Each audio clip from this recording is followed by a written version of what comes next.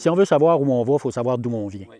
Alors, naturellement, si on parle de l'agriculture, de la façon dont ça s'est développé dans l'Est du Québec, c'est un peu de la même façon que ça s'est développé dans les Basques et dans tout le Québec, en fait. À partir de la crise de 29, où on a voulu établir des producteurs, on a voulu régler le problème de chômage dans les villes en établissant et en développant des paroisses, des municipalités. C'est beaucoup ça qui s'est produit dans les Basques et dans l'Est du Québec. Bien, en fait, la MRC n'est pas différente de toute la région. On a eu... Si on remonte aux années 80, à l'époque où moi j'ai débuté, même un peu avant ça, bon, il y avait des fermes, il y avait beaucoup plus de fermes qui étaient sur les rangs, donc il y avait beaucoup plus il n'y avait pas plus de production, mais il y avait plus de producteurs. Ce qui s'est produit, c'est qu'il y a eu une concentration des fermes pour toutes sortes de raisons.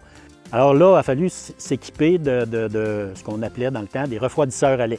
On mettait les bidons dans le refroidisseur, le camion passait, il venait chercher ça, il amenait ça à l'usine. L'usine de Trois-Pistoles est née de cet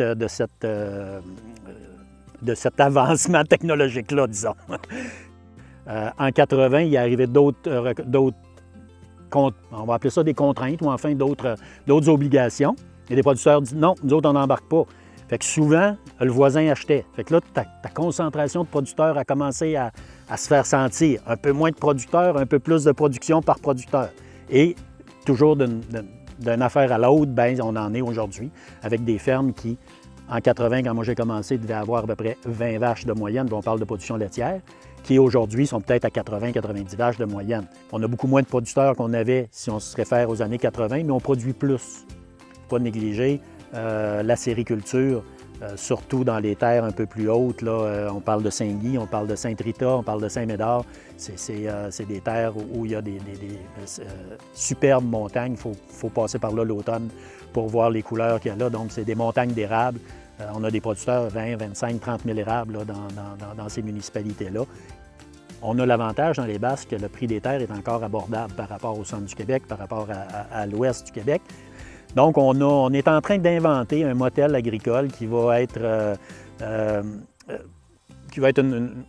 une façon d'établir des nouveaux producteurs sur des parcelles, en fait, la superficie qu'eux vont avoir besoin, 2-3 hectares, et mettre l'équipement en commun. Donc, on va fournir l'équipement qui va être en location à des prix très raisonnables parce qu'il va y avoir plus d'utilisateurs. Donc, c'est ça qu'on est en train d'essayer d'inventer parce qu'on l'invente, ça n'existe pas malheureusement ailleurs.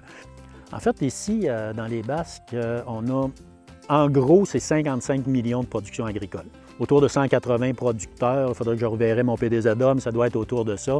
Ça comprend production laitière, ovine, bovine, maraîcher, petits fruits, acériculture, mais ça ne comprend pas la forêt.